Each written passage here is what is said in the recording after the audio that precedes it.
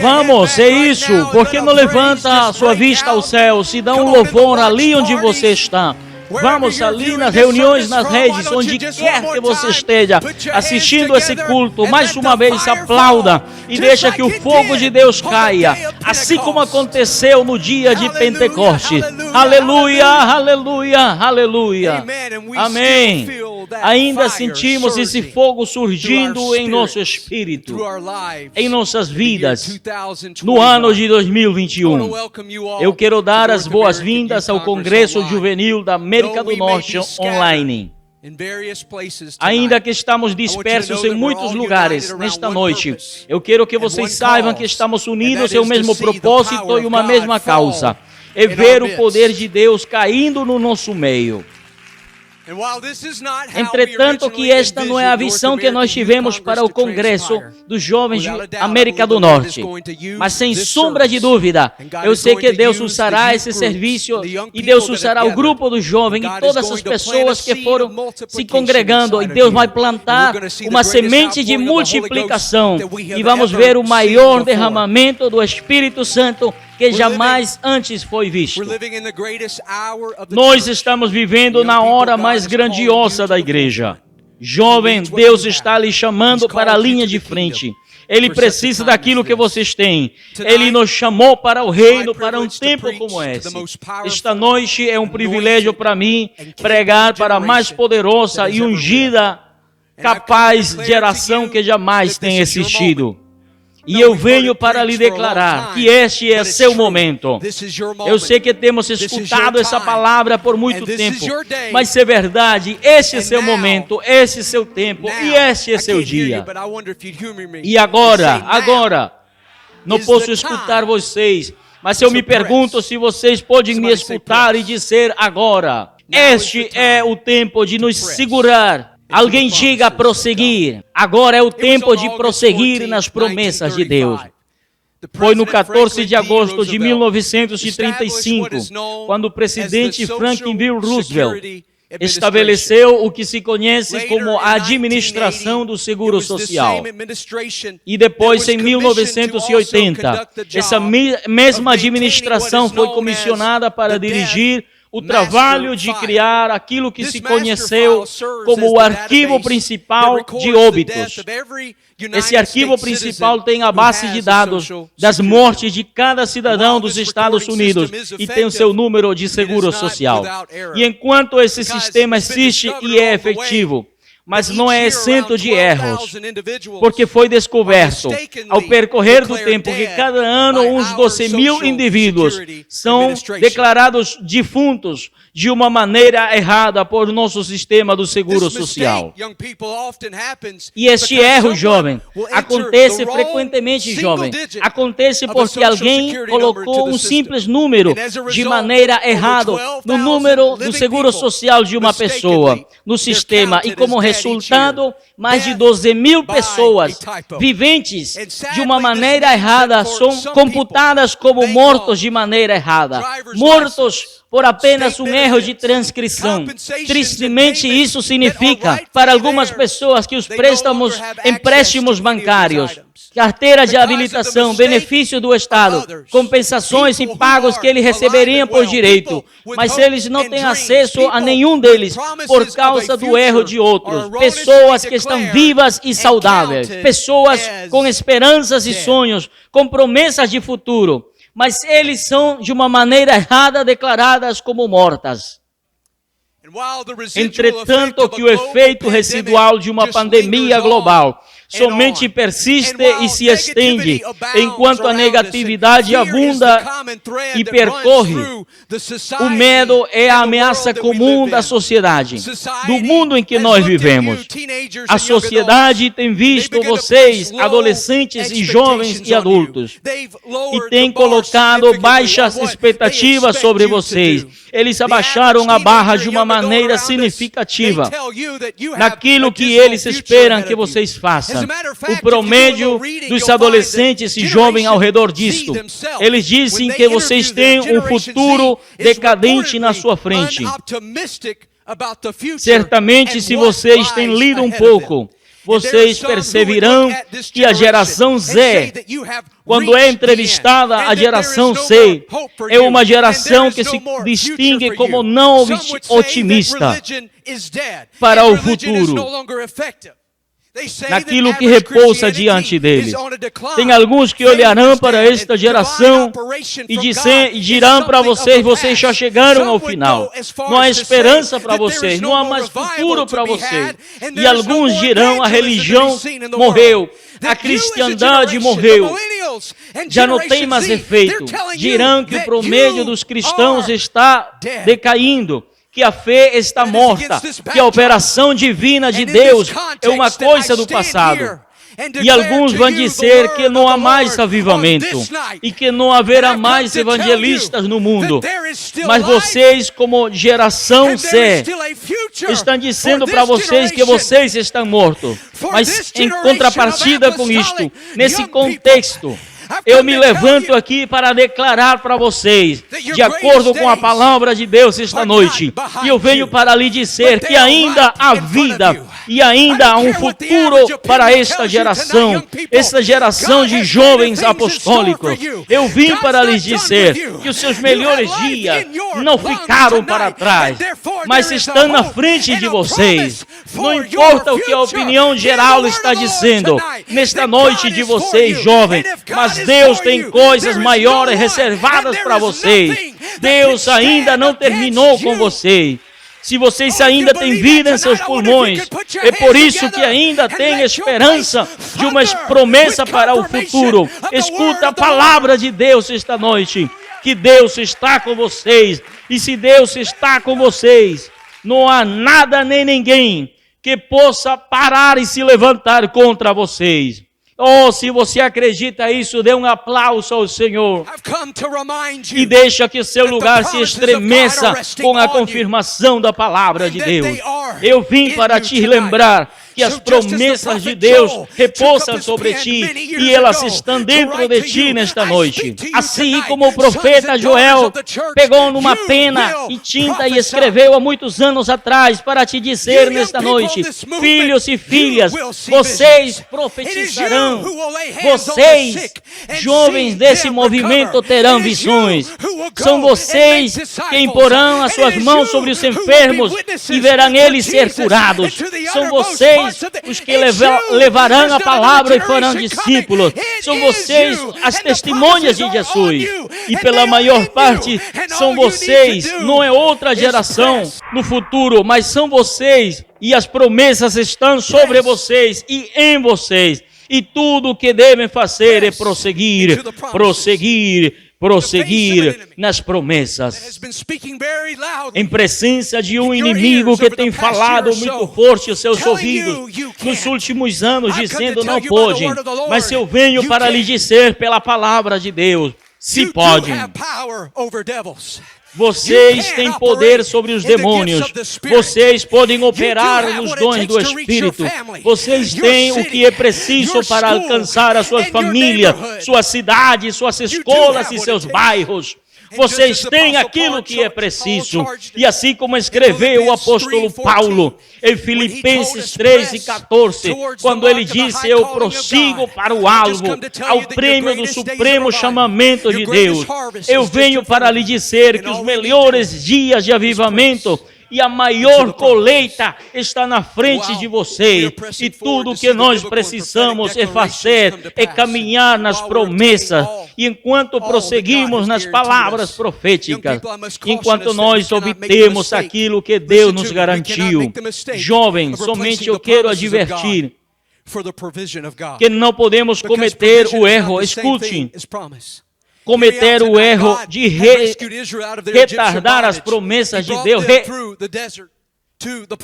as promessas de Deus pela provisão de Deus, reemplaçar as promessas de Deus pela provisão de Deus, porque não é a mesma coisa. Escuta esta noite. Deus tinha resgatado Israel da escravidão do Egito e levou eles pelo deserto até a terra prometida, abriu o mar vermelho e transformou a água amarga em doce, e lhe deu codornas dos céus.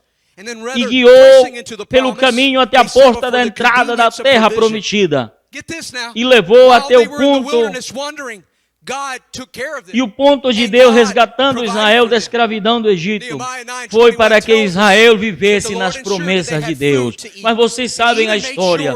Eles rejeitaram a terra prometida e eles escolheram dar voltas no deserto durante 40 anos.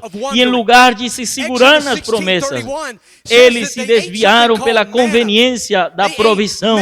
Escuta isso, enquanto eles davam voltas e voltas pelo deserto, Deus sempre proveiu para eles. Neemias 9:21 disse que o Senhor teve certeza que eles tivessem comida para se alimentar. E ele teve certeza que as suas roupas não se desgastassem. Alguém diga amém essa palavra.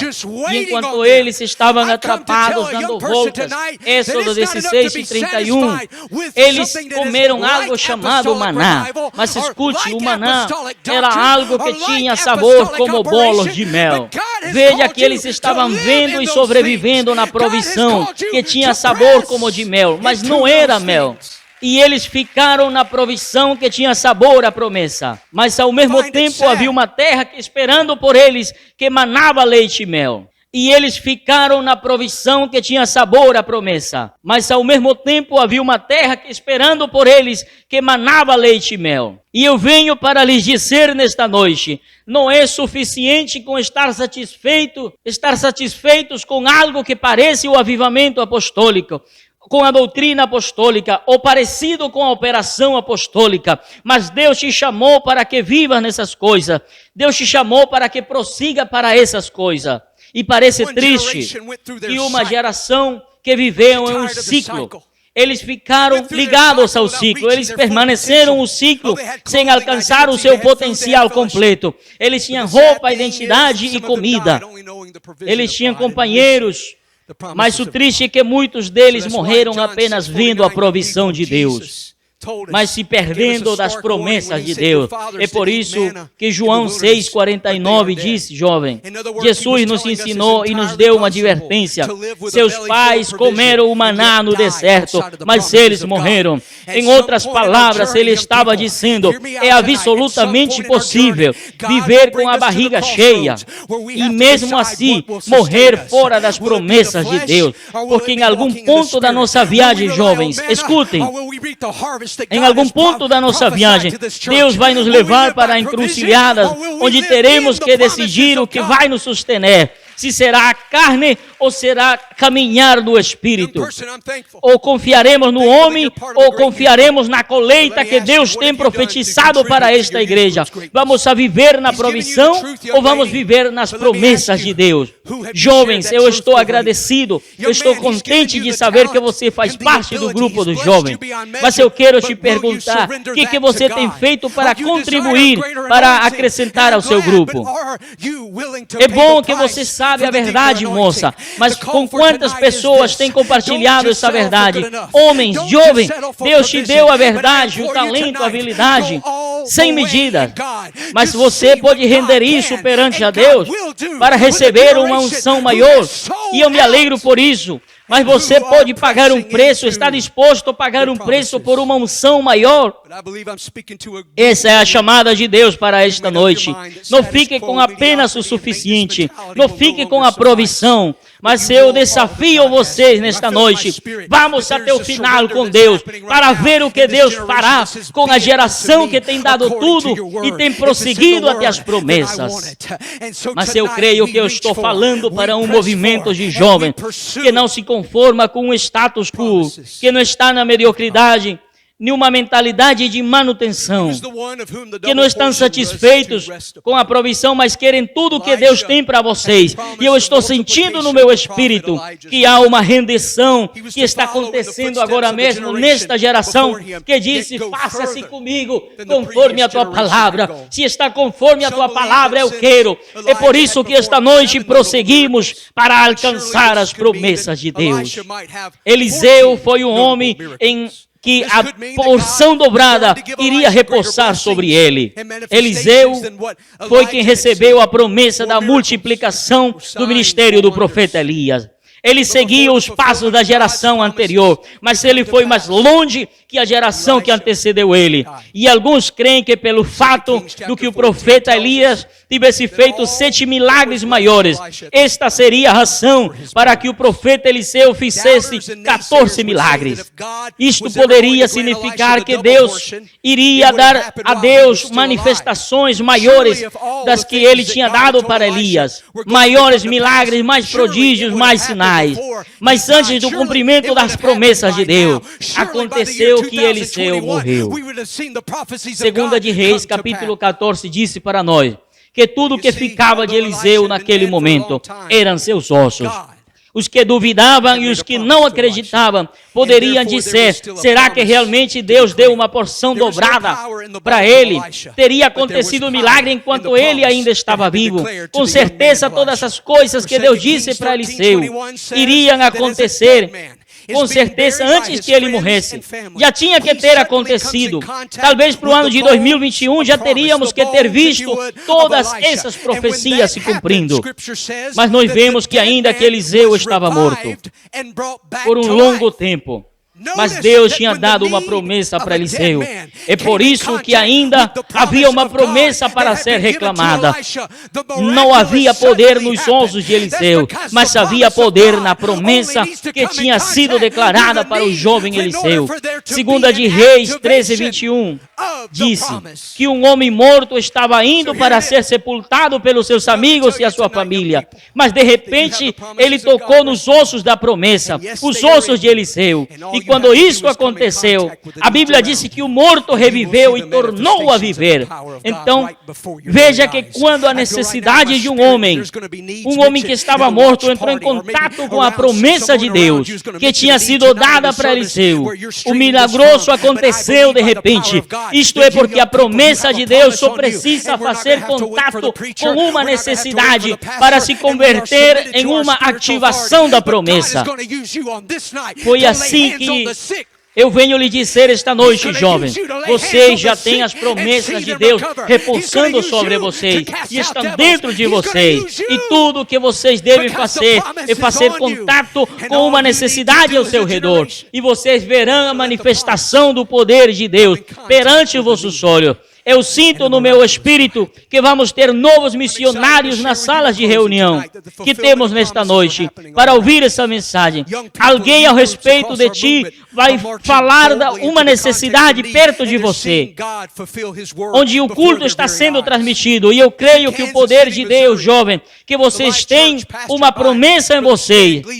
Não vamos ter que esperar pelo pregador ou pelo pastor, ainda que estamos submissos a uma autoridade espiritual. Mas Deus vai te usar a ti, jovem, para impor as mãos sobre os enfermos. Deus vai te usar para que eles sejam curados. Ele vai te usar para expulsar demônios, porque a promessa está em ti. E tudo o que você precisa fazer como geração é deixar que a promessa entre em contato com a necessidade e o milagre vai acontecer. Eu me emociono de compartilhar com vocês, e já vou encerrando esta noite, que o cumprimento das promessas já está acontecendo ao redor desse culto. Jovens e grupos de jovens, através do nosso movimento, que estão caminhando em integridade, eles estão encontrando necessidades e colocando elas em contato com as promessas, e estão vendo milagres perante aos seus olhos, em Kansas City, Missouri. Na Igreja Vida, pastoreada pelo irmão Stan Gleason. Ele disse que algo se despertou no grupo dos jovens dali. O pastor do jovem compartilhou isto com os jovens que estavam em um mesmo espírito. Recentemente, em um culto de jovem, fizeram uma fila perguntando se alguém precisava de uma sanidade. E um homem levantou as suas mãos e veio na frente e disse que tinha uma necessidade física e precisava que Deus tocasse ele. E o irmão disse, diga para o grupo dos jovens. Ele não chamou o pastor, ele não pediu para os líderes credenciados.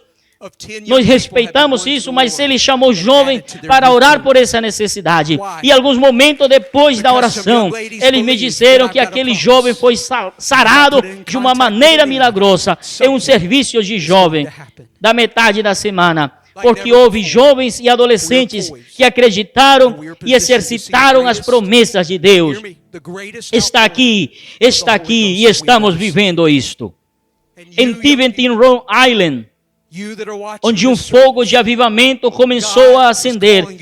Muitos grupos de jovens, recentemente, duas irmãs, Tori e Annie, elas tinham sido testemunhas, apesar da pandemia, e me falaram que também tinham trabalhado no projeto P7 de estudos bíblicos. No seu bairro, eles têm 3 amigos adolescentes. E agora esses 3 jovens estão trazendo os seus pais e os seus representantes para a igreja. E ainda melhor, porque o esforço de Tori e Annie no último ano tem dado um total de 10 pessoas que foram ganhas para o Senhor e acrescentadas ao grupo dos jovens. Por quê? Porque umas jovens acreditaram que elas têm a promessa e se elas fazem contato com a necessidade, algo vai acontecer. Como nunca antes, nós estamos a ponto e já estamos posicionados para ver o maior, escute, o maior derramamento do Espírito Santo que jamais antes foi visto. Vocês, jovens, você que está assistindo esse serviço, Deus está te chamando para a linha de frente. Nós temos ouvido as histórias dos nossos anciãos, escutamos os que eles nos falaram a respeito do que Deus fez nos seus dias.